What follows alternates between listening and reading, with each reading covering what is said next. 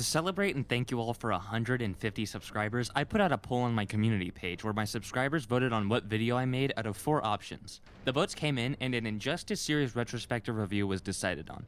At first, I was very excited to revisit these games I played an awful lot as a kid. I've learned a very powerful lesson to be careful what I wish for. I replayed both of these games in like a day and a half, and I kinda wish I hadn't. Ignorance is bliss, and I only had good memories of these 2 games. But I am now painfully aware of how bad these games truly are. If you're an Injustice fan, the things I'm going to say and rant about in this review might piss you off, but hear me out. There are so many things I want to talk about. This is one of the hardest video scripts I've ever had to write because I don't know where to start. But I think I'm going to start with the things that are part of both games in the series and then talk about each game individually. The first thing I'd like to talk about, and the thing that gets me the angriest, is the story. I'll get into further detail when discussing the story of each game, but as one cohesive story, it's really bad. It feels like the story was written by people who don't read comics but talk about them a lot because they just look at plot lines and power feats on Wikipedia. I wholly believe that this story was written by people who hate Superman and love Batman and think that Batman can beat literally anyone as long as he has prep time. The reason I genuinely believe this is because I was like this. I got into these games in my edgy phase when I was in 7th grade. I thought Batman was the coolest and that the DCEU movies were good. I listened to 21 Pilots non-stop. David Ayer's Suicide Squad had just come out and I genuinely thought Jared Leto's Joker was cooler and better than Heath Ledger's. But before you unsubscribe, wait, I've changed, I promised, you gotta believe me. I hate Jared Leto. I like normal things that normal people enjoy, like sports and The Office and being straight. But because I was the perfect audience for these games when they came out, I feel like I have a solid understanding of the headspace of the writers. Even if the writers don't hate Superman, the games were written for people who do. The writing and dialogue in cutscenes are also atrocious. Sometimes you get corny dialogue like this. I'm in a nightmare. And sometimes you get completely blindsided by wild lines of dialogue like this. Well, I'm still turned on. Huh? On top of that, the character fighting doesn't even make sense in these games. They do have a shitty reason as to why Batman can keep up with Superman, but even that one doesn't make sense. But they don't even attempt to explain this. Faster than a speeding bullet. Superman! Let's be real. How is a sword gonna hurt Shazam? How are bullets gonna hurt Wonder Woman? How can Joker beat Batman in hand-to-hand combat? Well, I know how, it's because I'm the GOAT. But like, canonically, how? And how is an arrow gonna hurt Superman? Realistically, what would happen is the arrow would bounce off of Superman's face, he'd give Green Arrow that white boy stare and say, "Be fucking for real," then laser his fucking brains out. I'll leave this gripe here and mention it again later when I go into the story because believe me, these are not the only instances of this bullshit. Both Injustice 1 and 2 have incredibly weird rosters. Like, yeah, they have some standards, the JLA, Nightwing, Catwoman, and they even have some fun additions that stand out like Scarecrow, Doomsday, and Blue Beetle. If those were the only somewhat weird additions, that would be rad. But no, they added some weird shit to these rosters. Who the fuck asked for Firestorm? And Mr. Freeze just keeps on getting cucked. In both games, they decided that instead of the iconic and menacing Mr. Freeze, they would add Killer Frost and Captain Cold. If I asked someone to name an ice-powered supervillain, 9 times out of 9, they'd say Mr. Freeze way before Captain Cold or Killer Frost. And I can tell you exactly why they added these characters specifically. Think about it. Killer Frost, Captain Cold, Reverse Flash, Stephen Amell voicing Green Arrow, the funny monkey from my favorite scene to ever air on television.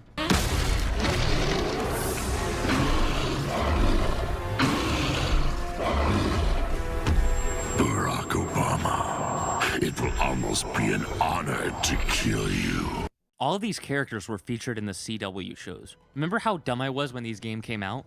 Yeah, well that was in the CW's DC heyday, and I ate that slop up and loved it. The same audience that loved Injustice was tuning into possibly the lamest TV channel of that era every week.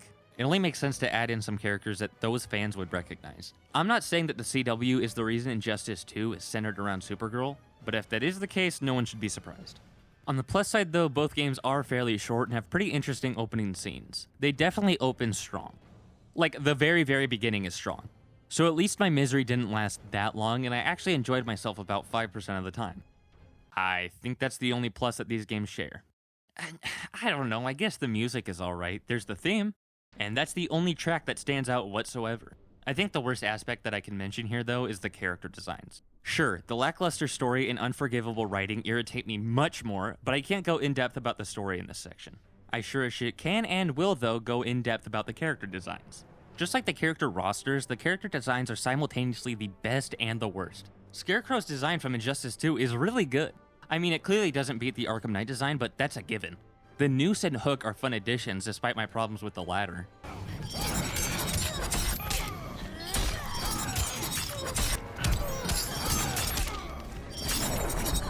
But then we have this one. But no, look at this one. But then I look at this and I want to throw up. There are some guilty pleasure suits for me, though. I kind of like this version of the Flash suit, and I've always been a fan of Green Lantern having white gloves, and something about Green Arrow's suit just hits for me. I can't tell what, and I feel like I shouldn't like it, but I do. It might honestly be that he is always standing next to Black Canary, who has a really badass outfit. I don't understand how you can screw up a Superman suit, but they've managed to 4 times in the last 10 years. Same with Supergirl. Her suit looks so good in the comics, but here... Ugh. There are also just some weird designs that I can't describe as anything more than off. Why does Superman have Joker chin? Why does Nightwing have the worst haircut of all time? Why does Lex Luthor look like that? But, fuck it, let's move on to the big boy. I think that in the context of the Injustice series, the best word to describe Batman is victim. He has never looked good in these games. Injustice 2 is an especially bad case, as he has 3 suits, technically 4 if you pick the Superman ending, and they all look like ass. This one is really round and chubby and has one of the worst bat symbols I've ever seen. This one only shows up once in the campaign and is way too geometric. This one is the last one I mentioned, but it's green because it's the Kryptonite suit. And this one, I have no words. The only reason I kinda like it is because it's sort of a Batman uniform for the regime. In the first game, Batman has 2 suits in the story and one of them is okay, I guess. This one has really wide cheeks that makes his head look like a hexagon, and this one just looks off. I think it has something to do with the head curving out before curving back in a bit for the ears. What's truly odd though is how the suit doesn't look good even though it's ripping from Arkham City. In fact, a lot of Injustice 1 specifically reuses a lot of assets from Arkham City. Hugo Strange in the back here is the same one from City, and Scarecrow wasn't in City, but that's the exact same model they used in Arkham Asylum. This isn't really a criticism of the game, as games did this all the time during this era. The God of War trilogy reused assets for all of its games, spin-offs included. It's just interesting that I think they were somewhat banking on people's hype for the Arkham franchise and making it seem like these are all Arkham spin-offs in the multiverse. And I feel so bad for the voice cast in this game. There are some very talented people in this game. Kevin Conroy returns as Batman. Tara Strong is Harley Quinn. Troy Baker is the perfect choice, in my opinion, to voice Sinestro. They're all very good actors and actresses, and I can confidently say that they're all doing the best with what they have. But unfortunately, what they have is some of the worst writing I've ever seen. At least they all got their time to shine in other DC games, and were able to showcase their complete capabilities. The stages in these games are alright. The hazards are fun, but some are stacked in a certain character's favor. Like, one hazard can be thrown at an enemy by a large character, but a smaller character can only bounce off of that exact same hazard, which you can argue that's for mix-ups. But I feel like using that as a mix-up doesn't give you as big of an advantage though, because it takes long enough for the enemy to realize that they're getting mixed. A fighting game that does the mixing mechanics well is Dragon Ball FighterZ. Using a meter bar to instant transmission allows the player to use it strategically, and if someone is using it against you, it can be hard to switch blocks, but if you practice enough, you'll be able to get the timing down. Just like the costume designs, the color of the backgrounds and stages are a bit too muted and makes the game seem really ugly. There is not a single vibrant color in this damn game. And there are a few weird things in the backgrounds of each stage. Some of the comic references are cool, but a lot are lame. Like, yeah, Superman having the city of Kandor in the background of the Fortress of Solitude, that's cool. It completely fucks up the second game, but that was a fun Easter egg before the sequel came out. And look back there, that's the fucking Phantom Zone. Sure, Kryptonians have escaped the Phantom Zone before, but it is infinitely more difficult for evil Superman to escape the Phantom Zone than, say, oh, I don't know, a fucking electrically powered, artificially red solar beam producing cell. That has got to be so complicated to make and operated, and has to be so easy to mess up. The Phantom Zone is foolproof. Superman, throw the evil one in. It's right there. On top of that, it's goofy how people are just chilling in the background. Hey, Mr. Terrific, you're clearly working on some important shit back there. You're not gonna intervene? This isn't disturbing you? Adam, I'm fighting an evil, superpowered crony of Superman. You're not gonna step in and help here? Fucking whatever. When I play through these games for videos, I always jot down bullet points and notes of things happening just so I don't forget anything, and that I have a list of all the things I want to say. Initially in my notes, I wrote that the combat is not as bad as I remember. 15 minutes later, I promptly wrote that the combat is janky as fuck. I'm not a big fighting game guy, so forgive me if I can't aptly describe why it's so bad. But in this game, it's really easy to spam, and environmental hazards do way too much damage. Comparing this game to MK9 or X, you can immediately tell which franchise is more diverse, which has better gameplay, and which one NetherRealm favors more. Okay, so now let's move on to the big boy section, the story. If you get sick easily, maybe skip forward because this story is so bad that it's vomit-inducing. I'm gonna get kinda nitpicky, but there are just so many holes in this story. So the game starts off with the footage of Metropolis being absolutely fucked, which is a pretty interesting and compelling start, and that's just about where the positives stop. The slow motion of this opening scene just shows how dated this game is when it comes to both graphical fidelity and the frame rate performance. So then it cuts to Batman interrogating Joker. As it turns out, Joker put a nuclear bomb in Metropolis, made the trigger a dead man switch where if Lois Lane dies, the nuke explodes. He then drugged Superman and made him think Lois Lane was Doomsday. So Superman killed Lois, who is pregnant with John Kent, triggering the nuke and blowing up Metropolis. Wow. I don't even know where to start. So they do explain that Lex gave Joker the nuke. But why? Why would he give Joker a nuclear bomb used to detonate Metropolis, which contains the main headquarters of LexCorp? Not only that, how did Joker link the bomb to Lois Lane's BPM without Superman ever noticing? How did Joker drug Superman? Anything he gave him had to be laced with kryptonite. Regular shit just won't cut it. And later in the story, we see it is a complete bitch to try and find kryptonite. Yeah, maybe Lex gave Joker some kryptonite. He's really just a fucking endless supply of resources no matter what your motive is. But most importantly, how did Lois not die immediately? Superman should have known something was up when Doomsday either died right away or when he was fucking dogging on Doomsday no problem. Cause clearly Lois can't put up a fight like Doomsday can, so how did Superman not realize something was wrong? Any fucking way, Batman is interrogating Joker and Superman lasers a hole in the wall. What's goofy as fuck is that Superman is wearing a different outfit than he is in this parallel and almost identical universe, which implies Superman killed Lois, saw Metropolis blow up, and then said, I better put on my evil outfit before I get revenge. So then Joker gets under Superman's skin, and Superman shoves his hand in Joker Homelander style and rips his heart out, and Batman is horrified. Who gives a fuck? Batman should have killed Joker a long time ago, and it says here that Joker literally killed millions. You know, there were a few people in history who killed millions of people, and everyone was super happy when they died. Literally, no one in DC would care except Harley and Joker's goons. I know this because that's exactly what happens in the Kingdom Come story.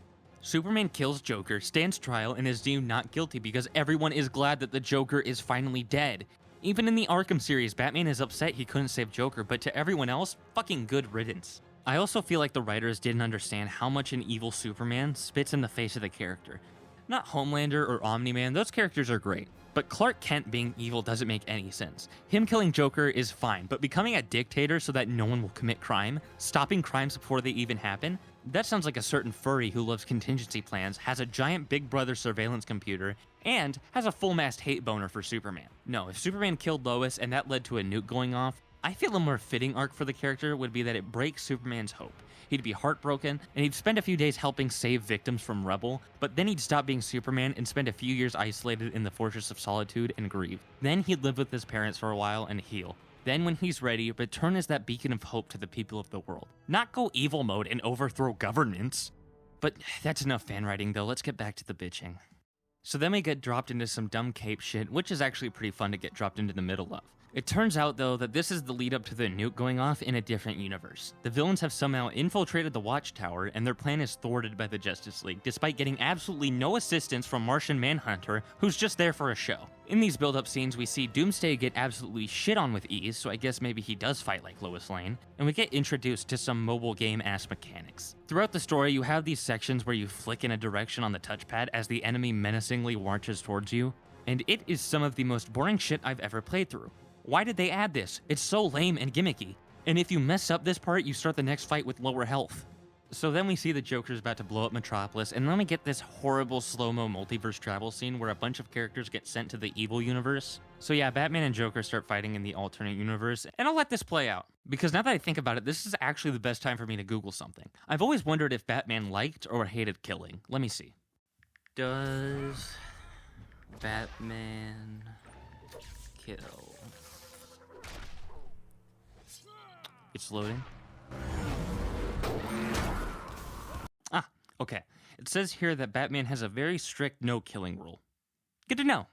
After this, Joker somehow manages to stand up, and he meets up with the alternate universe Harley, and meets some Joker cult members. Then Cyborg and Good Superman are doing some nerd shit. I don't know. What's really obnoxious is that since we see Good Superman, we all know exactly how they're gonna defeat evil Superman in the end. Anyways, then Aquaman goes to Atlantis to find out what happened, and then he finds out what happened. And then he finds out that the other Aquaman signed over his army to Superman and fights the other Aquaman. I really don't see why he gives a fuck. This isn't his Atlantis. Maybe things are a lot different politically and historically in this Atlantis. At least Atlantis is one of the best arenas in this game. We then get a mirror match, which oddly enough is very difficult. I don't know why, but this game is really easy, but then every mirror match, there's an insane difficulty spike. Alright, then the good guys regroup with an alternate Batman, the one leading the regime, and it turns out he's friends with Lex Luthor, who's a double agent against evil Superman. And they've developed a pill that makes the game make sense. They explain that this pill enhances their durability, and that's it. They all pop it and suddenly are standing toe-to-toe with Superman, which, yeah, they should be able to withstand some tough blows, but still, Batman's gonna punch Superman in his head, and again, his hand's gonna break, and Superman, again, is gonna say, be fucking for real, and laser his brains out. That magic plot pill also doesn't explain how bullets and swords are now hurting Wonder Woman. But whatever, Batman and Lex then explain that they teleported the other heroes to this dimension because they need the DNA of every Justice League member to access Kryptonite because whatever. And then the Joker clan is at the asylum and it gets raided by the regime and Harley's a good guy now, I guess. I don't know, man. Superman then finds Batman from the good universe, realizes it isn't his Batman, and then to lure out his Batman, he says he's gonna publicly execute him in Stryker's Island. And so they go and try and save him. And then there's like another hour and a half. I'm pretty sure what happens next is Cyborg and Lex infiltrate Stryker's Island, and all I really remember is that Flash uses the Cosmic Treadmill, which is rad. Shout out to the Cosmic Treadmill. So yeah, basically you play as Cyborg and he says this. Well, I'm still turned on. And then literally 2 of his 4 fights are over misunderstandings that could have been talked out, but the game needs to last longer.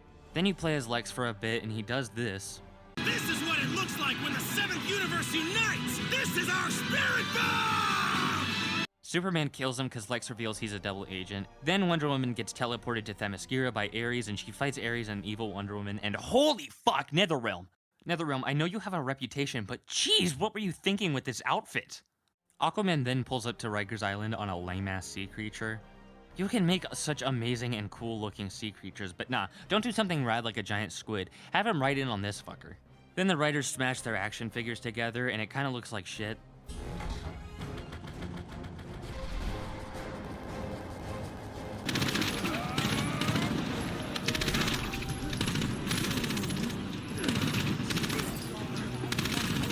Shazam then gets completely fucked up and brutalized, and Superman wants to take the other one's Lois. This is when you realize that this whole time Superman has had no plan. He has no goal or idea how to beat the others, he just throws his cronies at them. And the story doesn't advance in the slightest. It only goes, stop Superman, and then people get in your way, and then you stop him. Take Spider-Man 2018. It's pretty simple, fight crime and figure out who the demons are. But that evolves and develops so much. You keep going down this detective rabbit hole of who's behind what and how you can stop them. Mainly because the 2 main villains have actual motivations and backstories, and on top of that, Spider-Man actually develops its characters, which is another thing Injustice is lacking. Anyways, now that we actually know what Superman is doing, they bring in the good one, and I will admit this shot of the symbol coming through the portal is great. But it still is lame that the only reason he shows up at the end is because he'd end this fight immediately. That's why they sent Cyborg instead of Supes. Then the Batmen are together, and I'm gonna be real, 3 Spider-Men look really cool, but 2 Batmans just looks really stupid. I think 4 bat ears are too many. Then they argue and fight, but then get over it immediately, so who cares? Then the 2 Supermen fight, and the good one wins, because how could we have seen that coming? And then they send the Superman to the Red Sun prison, jail all of the evil heroes, and go back to their own universes. Again, why not use the Phantom Zone? Fucking bullshit. Overall, I sort of wish I didn't replay this game because I hate it a lot more than I remember. Those fond memories are dead in the water, and the best thing about it is that I beat it in 3.5 hours, cutscenes included. I'm probably never gonna touch this game again, to be honest. And on a scale of 0 to 10, 0 being irredeemable, 10 being a masterpiece, and 5 being not good nor bad, I'd give Injustice 1 a 4.5. It's just bad enough to piss me off to the point that it slightly negates every other positive. I'm so tired. Alright, on to Injustice 2. I will say that the combat is a bit better in this game. It feels more balanced and smooth, and everyone's move list is almost the same with a few changes here and there. And my glorious King Aquaman, whose meat I will never stop riding, is fucking broken in this game, so there's that. The stages aren't as bad as the hazards don't do ridiculous amounts of damage anymore, and they're much easier to feed into and out of combos. The stages are also pretty good looking. There are some nice looking settings like Atlantis and Metropolis, and the bar has a Bibbo Babinski reference, who's the best comic character of all time. I'll mention this later, but stages like Metropolis do have some continuity issues, but overall they're pretty cool and have goofy Easter eggs, like this sign breaking to say, "Finish him." The armor and loot box system could be well utilized, but I feel like it does more harm than good. I love being able to customize suits, but you get the parts randomly out of mother boxes, which can be really annoying because you can get duplicates or armor pieces for characters you hate using. Trust me, the last character I want an armor piece for is fucking Atrocious. And the way you get more mother boxes is by playing multiverse mode, which you progress in by getting better and better armor. It's just a vicious cycle of earning boxes just to be disappointed. And on top of that, when you play a versus battle against your friend, you have to make sure no armor is equipped so that the game isn't stacked in one person's favor. It's a really interesting concept and is a great idea to have the players customize their own designs, but I just hate that it's armor. If it was purely cosmetic and you unlocked mother boxes in a different and much more frequent way, I'd like it a lot better. But now I gotta get plastered because we're moving back onto the story. I'm gonna start off at the very beginning and lay it out for you. We start off on Krypton and wow, we already have a problem! So why did they put Superman in a Red Sun prison? It's because it negates his powers, and we know this because Kryptonians don't have powers on their home planet, due to it being in a red solar system. So, why is the sun yellow? The whole first plot of this game is Supergirl trying to get Superman out of his Red Sun chamber. It is crucial to the plot that Kryptonians don't have powers in the Red Sun. So how on earth can you forget the Red Sun in a scene that takes place on Krypton outdoors? The animated show from the 90s got it right. So why didn't Injustice? Man of Steel does get this wrong too, but I don't think they ever even mention the Red Sun at all, and it certainly isn't part of the plot. We're like seconds in and I'm already heated. Here is a much better question though. Why is her face like that? The opening visual is pretty impressive and striking though, as Brainiac's ship hovers above the city. I hope they don't overuse that shot. Basically, Brainiac is the big bad, and he's the reason Krypton is getting blown up. Kara Zor-El, later known as Supergirl, really isn't too torn up about her whole family and planet dying. And she and her little cousin Kal-El get sent to Earth in a escape pod. Her pod goes off course though and gets stuck in the Phantom Zone, keeping her from aging, and by the time she lands on Earth, Kal is the older one. It then cuts to years later, just a little after the beginning of the game, and once again, Batman has a shitty suit. And on top of that, the Batwing looks awful, and he's unfortunately accompanied by the worst Robin. They go to Arkham Asylum to stop Superman and his super goons from killing all the criminals at Arkham, and one of the first characters Batman fights is Wonder Woman. Do they actually expect us to believe that Batman can square up to Wonder Woman? I guess so, because he gets past her, and Batman kicks the shit out of his son. Batman and Superman then have a Rey Mysterio-Eddie Guerrero ladder match for the custody of Batman's biological son. The only difference is this time though, Superman wins and makes Robin ride bitch when he flies off. Now after playing both of these games back to back, I've come to expect a certain threshold of stupidity, but my biggest problem with this scene is that it doesn't really write Batman well. In the most fellatiated movie of all time, The Dark Knight, Batman goes too far with his detective vision surveillance program, and Lucius Fox is there to draw that hard line of morality, and sort of bring Bruce back over the line. In this game, Batman does the exact same thing, but is fucking proud of it. He has no moral compass except for his hard-on for leaving the worst people imaginable alive, and he has zero compassion. He doesn't reason with Superman and offer to talk to him, he just says, hey man, factually, this is rough, but you need to pull it together. Batman, why not actually empathize with him? Tell him that he's Superman and he can come back and kill these people anytime he wants. He's so powerful enough that he can just do it. So since you can do this anytime you want, take this time to have a heart-to-heart and hear me out. Batman, why don't you actually help him grieve the right way and don't kick his ass?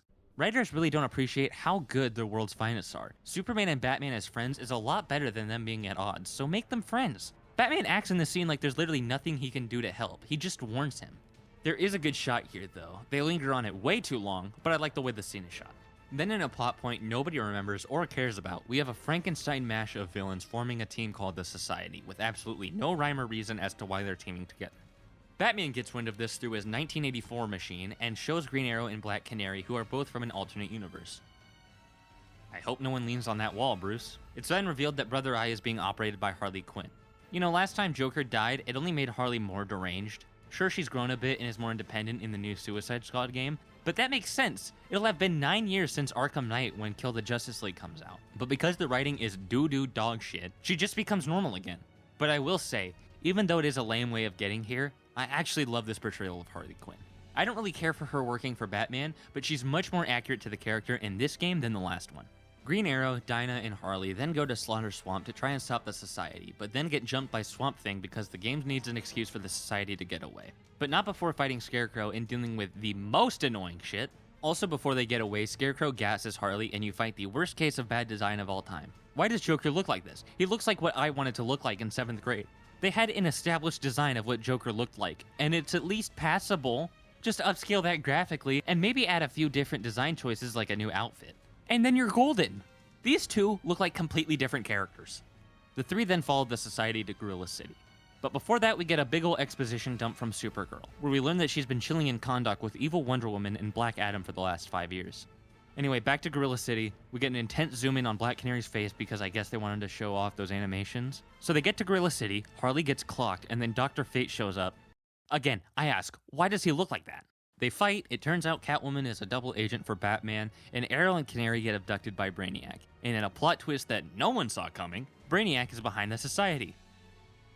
I'm just as shocked as you are. Brainiac's plan is to shrink Earth and learn from it and add it to his never-ending library of knowledge. He then hacks into Brother Eye and Batman tries to counter-hack.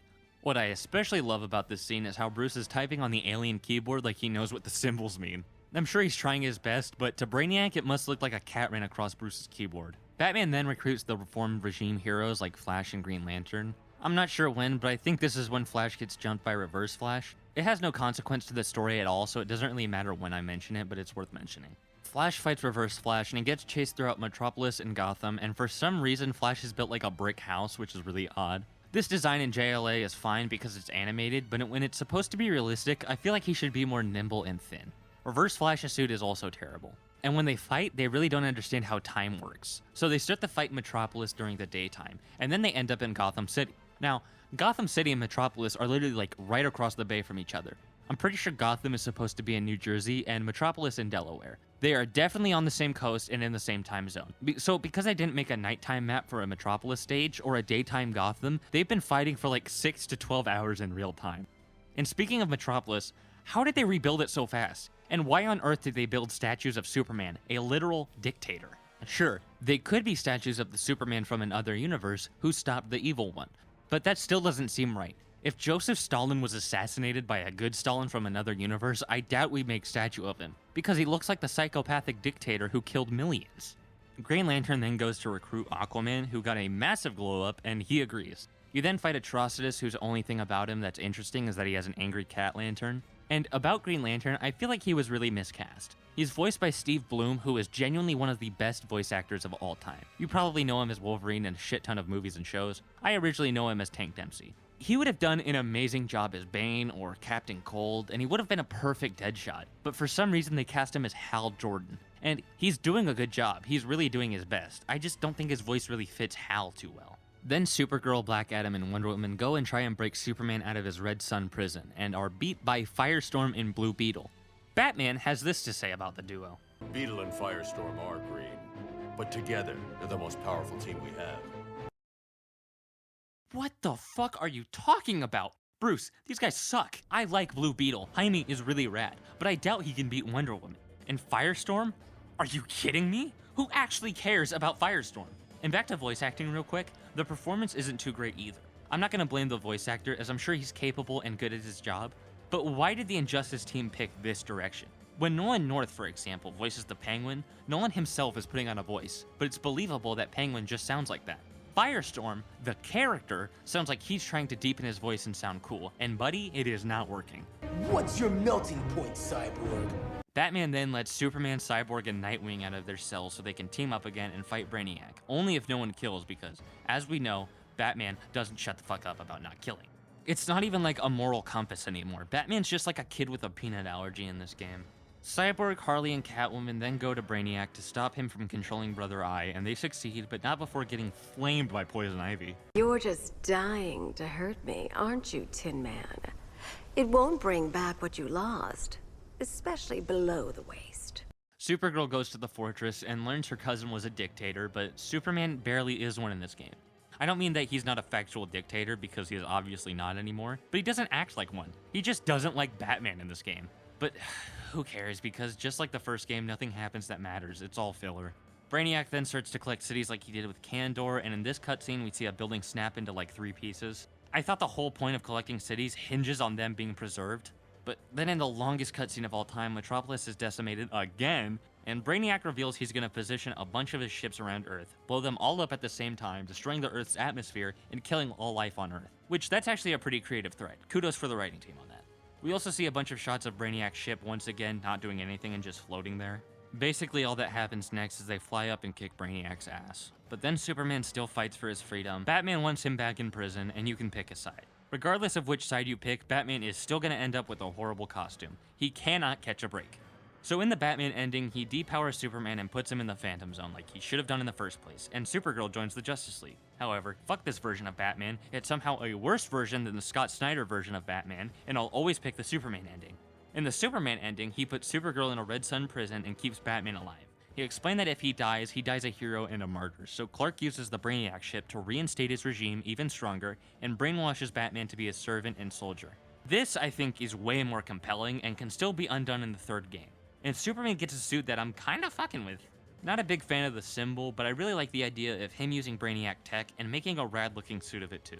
Injustice 2's story is still not good, but honestly is less offensive in my eyes than the first. I think Injustice 2 isn't the greatest and still has some problems, but if I'm ever gonna play a game in this series again, I'll only be playing 2. It does get the characters very wrong though, and I think that it's really dumb that the ending devolves into Batman versus Superman.